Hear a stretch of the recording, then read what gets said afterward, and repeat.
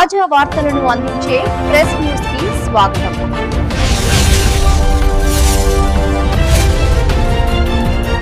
Bulletin లో ముందుగా headlines చూద్దాం. తెలంగాణ భవన్ లో బీఆర్ఎస్ నాయకుల ప్రెస్ మీట్.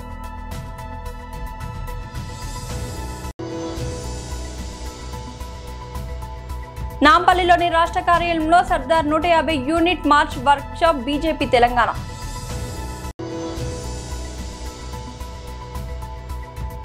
మాజీ మంత్రి శ్రీ కురసాల కన్నబాబు ప్రెస్ మీట్.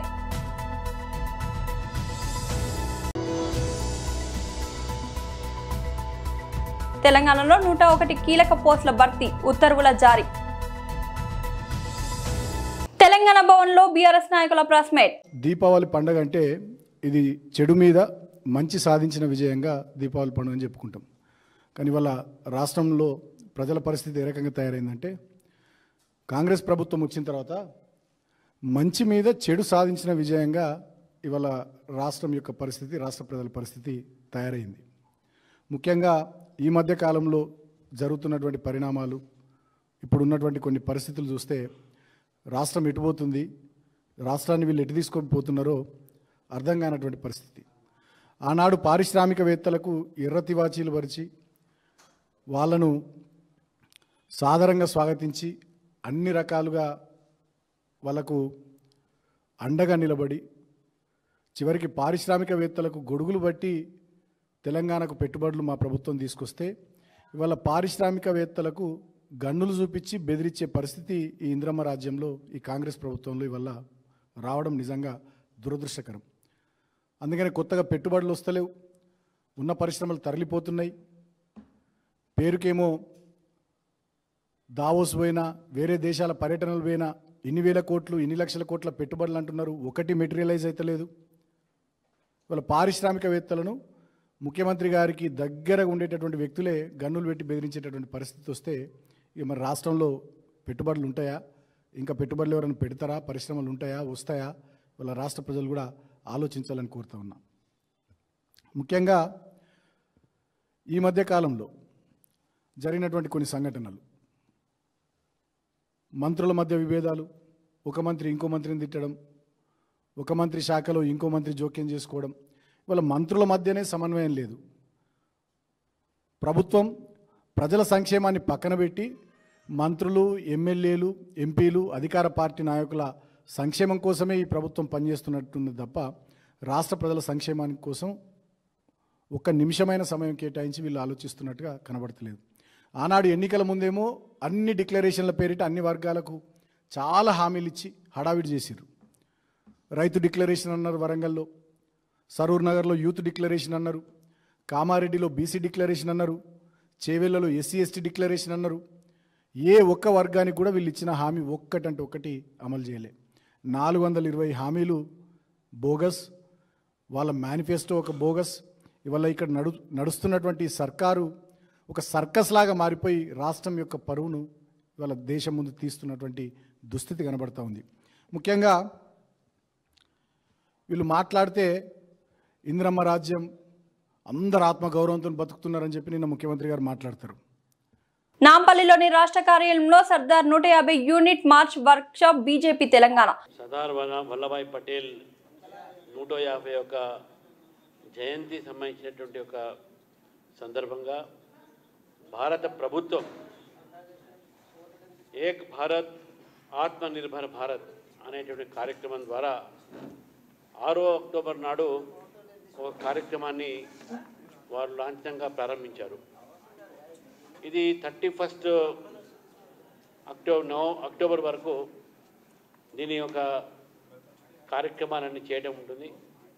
ముఖ్యంగా భారత ప్రభుత్వ అధికారులు, దాంతోపాటు ప్రజల్ని దాంట్లో భాగస్వామ్యం చేసేటటువంటి రీతిలో కొన్ని కార్యక్రమాలు నిర్వహించడం జరిగింది. ఆ కార్యక్రమాల గురించి తర్వాత ఇక్కడ మిత్రులు ఉన్నారు వేదిక పైన. ఈ టీంలో మన ఢిల్లీలో కూడా ఒక వర్క్షాప్ జరిగింది, దాంట్లో మాట్లాడారు. కానీ సర్దార్ వల్లభాయ్ పటేల్ అనగానే హైదరాబాద్లో, తెలంగాణలో ఉన్న వాళ్ళందరికీ కూడా ఏదైతే ఛాతీ ఉందో అది కొద్దిగా పొడుగవుతుంది. ఎందుకంటే వారి చేయబట్టే ఈరోజు తెలంగాణ ప్రాంతము భారతదేశంలో ఒక భాగంగా ఉందనే విషయాన్ని అందరికీ కూడా తెలుసు. కొన్ని రాజకీయ పార్టీలు ఈ చరిత్ర తెరవకుండా చేశారు రాజకీయ లాభం కోసం. కానీ భారతీయ జనతా పార్టీ దీని 17 సెప్టెంబర్ ఏ రోజైతే భారతదేశంలో హైదరాబాద్ స్టేట్ ఆ రోజు భారతదేశంలో భాగమైందో దాన్ని అధికారికంగా రాష్ట్ర ప్రభుత్వాలు దాన్ని జరపకపోయినా కేంద్ర ప్రభుత్వం నుంచి మనం జరుపుకుంటున్నాం. కాబట్టి ఇది మనకు సర్దార్ వల్లభాయ్ పటేల్కు, తెలంగాణ వాసులకు, తెలంగాణ ప్రజలకు అవినాభావ సంబంధం ఉందని చెప్పేసి మనం గుర్తు చేసుకోవాలి. దాదాపు 560 సంస్థానాలు, చిన్న చిన్న ప్రిన్స్లీ స్టేట్స్, రాజరికాలని అన్నీ కూడా ఏకీకృతం చేసి ఒక భారతదేశం జెండా కింద తీసుకురావడం అనేది ఆ రోజు కేవలం సర్దార్ వల్లభాయ్ పటేల్ మాత్రం చేయగలిగాడు అనే విషయాన్ని మనం గుర్తుపెట్టుకోవాలి. ఉక్కు పాదంతోనే steel man of steel, man of iron steel అంటే మన ఐరన్ మ్యాన్ ఆఫ్ ఇండియా ఎవరైనంటే సర్దార్ వల్లభాయ్ పటేల్ అంటాం అనేది. ఆ ఉక్కు ఒక పాదంతో ఈరోజు అన్ని చిన్న చిన్న రాష్ట్రాలు, మేము జూనాగఢ్, నిజాము, ఈ కాశ్మీర్ లాంటి ప్రాంతాలన్నీ కూడా ఆ రోజు మాకు వేరే దేశం కావాలి, మీ పాకిస్తాన్ కలుస్తామని చేసి ఆ కూసినటువంటి ప్రాంతాలను కూడా భారతదేశంలో భాగంగా చేసినటువంటి ఒక వ్యక్తి అంటే అది సర్దార్ వల్లభాయ్ పటేల్. ఈ చరిత్ర మన భావితరానికి చెప్పాలి. ఈ చరిత్ర భావితరం అంటే ఒక హోమ్ మినిస్టర్గా ఉండి భారతదేశాన్ని మొత్తం ఇక్కడ ఉన్నటువంటి ఒక్కొక్క రాష్ట్రాన్ని, ఒక్కొక్క చిన్న చిన్న ప్రిన్సెస్ స్టేట్స్ని భారతదేశంలో భాగం చేస్తూ అటువంటి మహాన్మని ఈరోజు ఇతర రాజకీయ పార్టీలు మర్చిపోవచ్చు. కానీ ఈ భారతదేశం పట్ల ప్రేమ, మనకున్న దేశం పట్ల ఉన్న దేశభక్తి కేవలం భారతీయ జనతా పార్టీ ఉంది. కాబట్టి సర్దార్ వల్లభాయ్ పటేల్ని ఎప్పుడు కూడా గుర్తు చేసుకోవాలి. అది కాంగ్రెస్ పార్టీ నాయకుడైనా వాళ్ళు చేయట్లే, కానీ మనం చేస్తూ ఉన్నాం. మాజీ మంత్రి శ్రీ కురసాల కన్నబాబు ప్రెస్ మీట్. కేవలం ప్రచారం తప్ప, చంద్రబాబు నాయుడు గారి సహజ స్థాయిలో పబ్లిసిటీ తప్ప ఆ వార్తలు ఏం కనిపించలే. ఇప్పటి వరకు చూసుకుంటే ఈ ప్రభుత్వం అధికారంలోకి వచ్చిన తర్వాత 16 నెలల కాలంలో అన్ని వర్గాలని మోసం చేసినట్టుగానే ఉద్యోగులను కూడా మోసం చేసి, మాయ చేసి, తానేదో సాధించినట్టుగా, తానేదో చేసినట్టుగా ఈ ప్రభుత్వం బిళ్ళపిచ్చే కార్యక్రమం చేసినట్టుగానే అర్థమవుతుంది. ఒక్క డిఏ ప్రకటించారు, ఒక్క కరువు బత్యం లెక్క ప్రకారం 4 కరువు బత్యాలు ఇవ్వాలి ఇప్పటికీ. కానీ ఒక్క డిఏ ఇచ్చి ఆ డిఏతో పండగ చేసుకోమని రాశారు. దీపావళి కోసం అంట చంద్రబాబు నాయుడు గారు ఒక పండగ చేసుకోమని ఇది ఇచ్చినట్టుగా పత్రికలు రాసినాయి, ఆయన అనుకూలమైన పత్రికలన్నీ రాసినాయి. అసలు పండగ వాతావరణం క్రియేట్ అయింది ఉద్యోగులు అని రాస్తున్నారు. ఒకసారి క్షేత్రస్థాయిలోకి వచ్చి ఉద్యోగులతో మాట్లాడితే ప్రభుత్వ పెద్దలకి వాళ్ళ అభిప్రాయాలు ఏంటో, వాళ్ళ మనోభావాలు ఏంటో అర్థమవుతాయి. అన్ని వర్గాలని మోసం చేశాడు. ఇప్పటివరకు చూసుకుంటే 16 నెలల కాలంలో రైతుల్ని నిలువున ముంచేశాడు. ఉచిత పంటల బీమా ఎత్తేశారు. పెట్టుబడి సాయం ఇస్తానని చెప్పి మొదటి సంవత్సరం మొత్తం ఎత్తేసి కేంద్ర ప్రభుత్వం ఇచ్చే పీఎం కిసాన్తో కలిపి 20,000 ఇస్తానని చెప్పి అది కూడా పూర్తి ఇవ్వకుండా ముందుగా ఏం చెప్పాడు, పీఎం కిసాన్ వేరు, అదనంగా 20,000 ఇస్తానని చెప్పాడు. ఇప్పుడు ఆ రెండు కంబైండ్ అన్నాడు. లక్షలాది మంది రైతుల సంఖ్య తగ్గించేశారు. అయిపోయిన ఏదన్నా పూర్తిగా ఇచ్చారంటే ఇంకా లక్షల మంది రైతులకి అకౌంట్లో డబ్బులే పడలే. ఆ విధంగా రైతుల్ని ముంచేసి, ఇక విద్యార్థుల విషయానికి వస్తే ఫీజు రియంబర్స్మెంట్ ఇవాటి వరకు ఇవ్వకపోవడంతో మీ పిల్లల్ని ఫీజు కడితేనే కాలేజీ పంపడం, లేకపోతే లేదని తల్లిదండ్రులను పిలిచి కాలేజీలు వార్నింగ్ ఇస్తున్నమాట వాస్తవం. అలా విద్యారంగాన్ని ముంచేశాడు. ఇంతకుముందు అమ్మఒడి కింద ఆయన ఇచ్చేదానికన్నా అదనంగా ఇస్తానని చెప్పి, ఎంతమంది పిల్లలు ఉంటే అంతమందికి ఇస్తానని చెప్పి లక్షలాది మంది లబ్ధిదారుల సంఖ్య తగ్గించేశారు. పోనీ ఆ రంగంలో అయినా సరే ఏదైనా చేశాడా అంటే జగన్మోహన్ రెడ్డి గారు ముఖ్యమంత్రిగా ఉన్నప్పుడు తీసుకొచ్చిన నాడు నేడుని నీరు కార్చేశారు. అక్కడ పెట్టిన ఆర్ఓ ప్లాంట్లు పనిచేయవు, అక్కడ పెట్టిన టీవీలు పనిచేయవు, కనీసం చాక్ పీసులు కూడా సప్లై చేయలేని పరిస్థితికి స్కూల్స్ వచ్చినాయి. ఇక ఆరోగ్యశ్రీ అయితే ఈ రాష్ట్రంలో ఇప్పుడు ఆగిపోయింది. బహుశా మీ అందరికీ తెలుసు. వారం రోజులుగా అన్ని ఆసుపత్రులు ఆరోగ్యశ్రీని బంద్ చేసి సమ్మెలో పాల్గొన్నాయి. తెలంగాణలో పరిపాలనను గాడిలో పెట్టేందుకు ప్రభుత్వం కీలక నిర్ణయం తీసుకుంది. ఏళ్లుగా ఖాళీగా ఉన్న సహకార చేనేత శాఖల్లో 101 కీలక పోస్టులను భర్తీ చేస్తూ ఆదివారం ఉత్తర్వులు జారీ చేసింది. గ్రూప్ 2 పరీక్షల ద్వారా ఎంపికైన ఈ అధికారులంతా ఈ వారంలోనే విధుల్లో చేరనున్నారు. ఈ నియామకాలతో క్షేత్రస్థాయిలో పాలన వ్యవహారాలు వేగవంతం కానున్నాయి. వివరాలకు వెళ్తే సహకార శాఖకు కొత్తగా 63 మంది సహాయ రిజిస్టర్లు రానున్నారు. క్షేత్రస్థాయిలో సహకార సంఘాల నిర్వహణ, నిధులు, ఆడిటింగ్ వంటి కీలక బాధ్యతలు చూసే ఈ పోస్టులు చాలా కాలంగా ఖాళీగా ఉండడంతో పాలనాపరమైన ఇబ్బందులు తలెత్తాయి. ఉన్నత అధికారులపై అదనపు పనివారం పడడంతో పనులు మందకొండిగా సాగాయి. తాజా నియామకాలతో ఈ సమస్య తీరనుంది. అలాగే చేనేత జౌళి శాఖలో 38 మంది సహాయ అభివృద్ధి అధికారులను ప్రభుత్వం నియమించింది. అధికారుల కొరత కారణంగా చేనేత రుణమాఫీ వంటి ముఖ్యమైన పథకాల అమలులో జాప్యం జరుగుతోందని ఆందోళనలు వ్యక్తమయ్యాయి. పరిమిత సిబ్బందితో ప్రభుత్వ పథకాలు క్షేత్రస్థాయిలో పర్యవేక్షించడం కష్టంగా మారింది. కొత్త ఏడీఓల రాకతో చేనేత కార్మికులకు సంబంధించిన పథకాలు వేగంగా అందుతాయని అధికారులు భావిస్తున్నారు. ఈ 101 పోస్టుల భర్తీతో క్షేత్రస్థాయిలో పాలన మెరుగుపడుతుండగా సహకార శాఖలో ఇంకా 23 డిప్యూటీ రిజిస్ట్రార్ పోస్టులు ఖాళీగానే ఉన్నాయి. వాటిని కూడా ప్రభుత్వం త్వరలోనే భర్తీ చేస్తుందని ఉద్యోగ వర్గాలు ఆశిస్తున్నాయి. మొత్తంగా ఈ నియామకాలతో 2 శాఖల పనితీరు మెరుగుపడి ప్రజలకు సేవలు మరింత చేరువవుతాయని ప్రభుత్వం అంచనా వేస్తోంది. రామచంద్రపురం మండలం యూనిట్ ఏపీ ఎన్జీజీఓ అసోసియేషన్ భవనం నందు రామచంద్రపురం మండల యూనిట్ సంఘ సభ్యులు అధిక సంఖ్యలో పాల్గొని రాష్ట్ర ఏపీ ఎన్జీఓ నాయకులను సీఎం చంద్రబాబు నాయుడుకు కృతజ్ఞతలు తెలిపారు.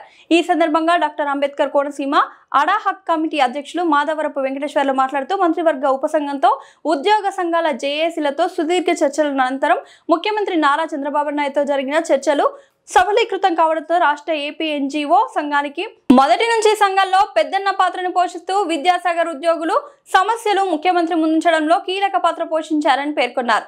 ఈ విషయంలో రాష్ట్ర అధ్యక్షుడు కామ్రేడ్ అలపర్తి విద్యాసాగర్ పాత్రని వారు కొనియాడారు. ఆయన రాష్ట్ర అధ్యక్షునిగా పగ్గాలు చేపట్టిన నాటి నుంచి నేరుగా ముఖ్యమంత్రికి ఉద్యోగుల సమస్యలను, పెండింగ్ లో ఉన్న ఆర్థికపరమైన డిమాండ్స్ గురించి, ముఖ్యంగా ఉద్యోగ, ఉపాధ్యాయ, పెన్షనర్లకు సంబంధించిన హెల్త్ కార్డు విషయాన్ని ఆయన దృష్టికి తీసుకెళ్లి ఆ సమస్యకు సాక్షాత్కు ముఖ్యమంత్రి స్వయంగా 60 రోజుల్లో పరిష్కారం చూపుతామని ప్రకటన చేయించడంలో విద్యాసాగర్ మంచి నాయకత్వ పటిమ ప్రదర్శించిన తీరు అభినందనీయమని అన్నారు. అలాగే పీఆర్సీ విషయంలో త్వరలోనే ఒక ప్రకటన చేస్తామని, నాది బాధ్యత అని ప్రభుత్వ అధినేతతో చెప్పించడం ద్వారా విద్యాసాగర్ సంఘ ప్రతిష్టని ఇన్మడింపజేశారని పేర్కొన్నారు.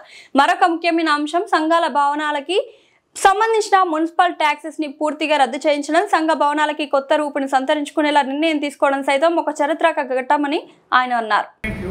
ఎన్ని పదాలను తీసేసి వారికి సముచితమైన గౌరవప్రదమైన హోదా ఇస్తానని నామకరణం చేస్తారని ఇచ్చిన మాటకు చాలా హృదయపూర్వక వందనాలు సార్. మీరు ఇచ్చిన మాటను నిలబెట్టుకుని అలాగే భవిష్యత్తులో ఈ రాష్ట్రం పరిపుష్టిగా ఆర్థిక పరిపుష్టి చెంది మాకు పీఆర్సీ కూడా ఇవ్వాలని, మిగిలిన డిఏలు కూడా ఇవ్వాలని, మా క్లాస్ 4ని ఉన్నత స్థితిలో మేము చూడాలని మీ అందరి సహకారంతో మాకు, అలాగే మాకు రామచంద్రపురం పట్టణంలో ఏపీ ఎన్జిఓస్ అసోసియేషన్ మేము ఏపీఆర్ఎస్సీ కలిసి ఏ ఉద్యమాన్నైనా నడుపుతాం. ప్రభుత్వానికి చేదోడు వాదోడుగా ఉంటామని ఈ యొక్క మమ్మల్ని గుర్తించినందుకు రాష్ట్ర ప్రభుత్వానికి, గౌరవ ముఖ్యమంత్రి వారికి నా హృదయపూర్వక ధన్యవాదాలు. మీడియా మిత్రులందరికీ నమస్కారం. అందరికీ నమస్కారం. నా పేరు Madhava Venkateswarlu. Doctor BR Ambedkar Konaseema APNGO association ad hoc committee chairman. నేను నిన్న ప్రభుత్వంతో జరిగిన చర్చలో మా రాష్ట్ర అధ్యక్షుడు విద్యాసాగర్ గారు, అలాగే మా జనరల్ సెక్రటరీ డివి రమణ గారు జరిగిన చర్చల్లో మరి ప్రభుత్వం మా సమస్యల మీద చాలా క్షుణ్ణంగా అన్ని విషయాలు కూడా మరి రాష్ట్ర ముఖ్యమంత్రి గారు చెప్పడం జరిగింది. మరి అందులో ముఖ్యంగా ఒక డిఏ ప్రకటించడం, ప్రస్తుత ఆర్థిక పరిస్థితుల్లో మరి ప్రకటించడం అనేది మేము కూడా ఈ ప్రభుత్వంలో భాగం కాబట్టి మేము కూడా దానికి సంతృప్తి చెందుతూ ఉన్నాం. అలాగే మరి 2014లో చైల్డ్ కేర్ లీవ్ని ఈ చంద్రబాబు నాయుడు గారే శ్రీకాకుళంలో ప్రకటించడం జరిగింది.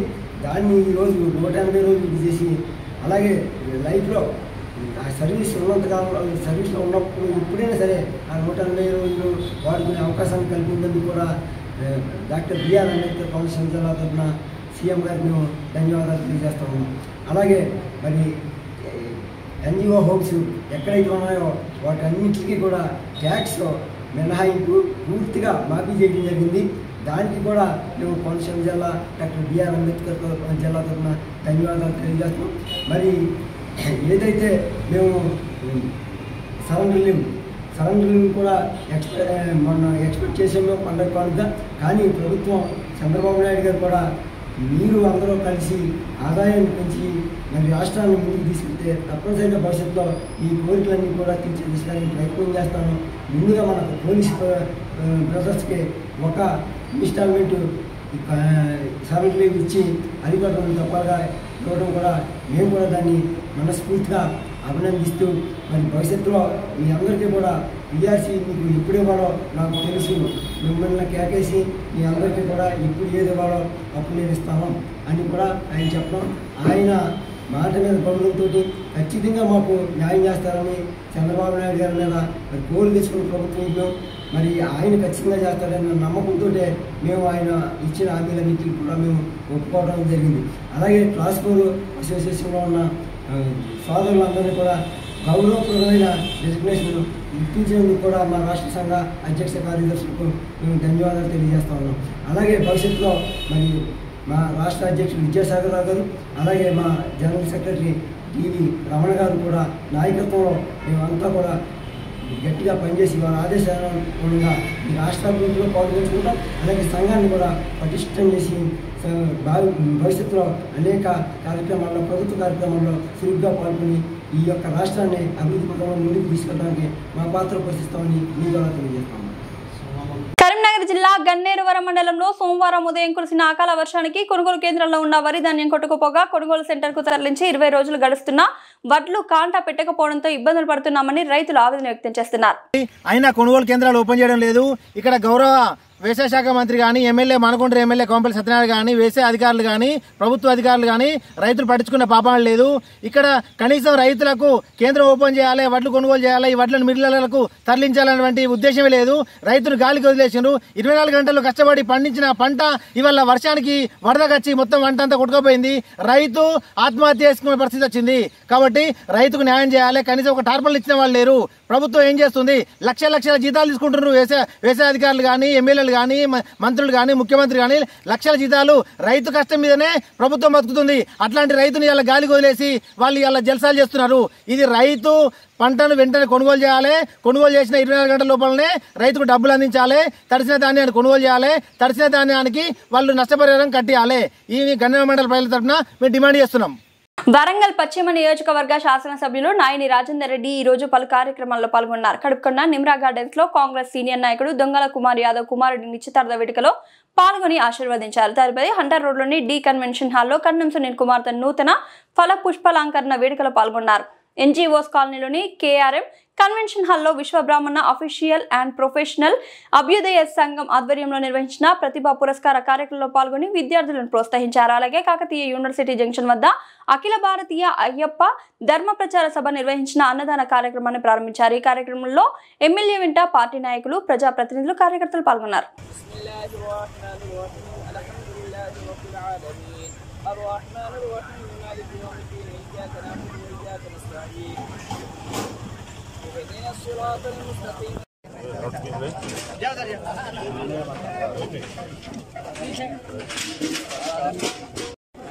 एक दो लेना पब्लिक का भी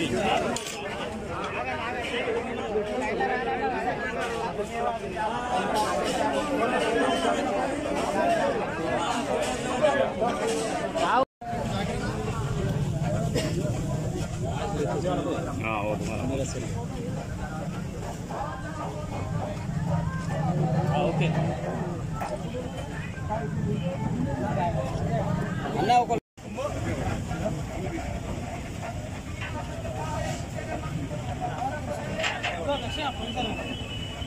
అన్న ఇటు తిరగాలను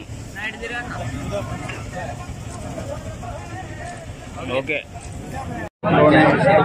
రైల్వే స్టేషన్ వద్ద గల ఆటో జంక్షన్ వద్ద ఈరోజు అడ్మిషన్ ఆటో యూనియన్ ముస్లిం నాయకులందరూ కలిసి ఏర్పాటు చేయడం జరిగింది. ఈ యొక్క కార్యక్రమానికి ముఖ్య అతిథిగా రాష్ట్ర కాంగ్రెస్ నాయకులు గోపాల్ నవీన్ ప్రార్థన చేసి ఈ యొక్క కార్యక్రమాన్ని ప్రారంభించడం జరిగింది. మేము కూడా ఆటో వద్ద ఆటో యూనియన్ ఆధ్వర్యంలో జరుగుతున్నటువంటి గౌస్ చైర్మన్ అంటే దేవుని యొక్క అనుచరుని పుట్టినరోజు. ఈ సందర్భంగా జెండా పండుగ జరిగి ఈ ప్రాంతం అంతా కూడా సుఖ సంతోషాలతో ఉండాలని చెప్పేసి మరి ఎవరైతే ఈ మత పెద్దలు ఈ మత ప్రాంతానికి సంబంధించిన ప్రజలందరూ కూడా అన్ని కుల మతాలు హ్యాపీగా ఉండాలని చెప్పి సంతోషంగా ఉండాలని జెండా పండుగ ఊరేగిస్తారు. ఈ కార్యక్రమానికి हजरत सैयद गौसे पाक 11वीं शरीफ हमारे नवीन राजन्ना दरगाह चीफ गेस्ट के लिए आज हमें ऑटो ड्राइवर्स यूनियन की तरफ से 11वीं शरीफ का బులెటిన్ ముగించే ముందు హెడ్లైన్స్ మరొకసారి. ఇది తెలంగాణ భవన్లో బీఆర్ఎస్ నాయకుల ప్రెస్ మీట్.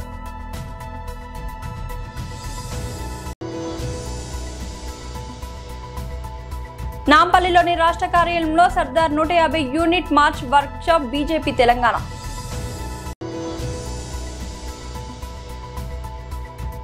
మాజీ మంత్రి శ్రీ కురసాల కన్నబాబు ప్రెస్ మీట్.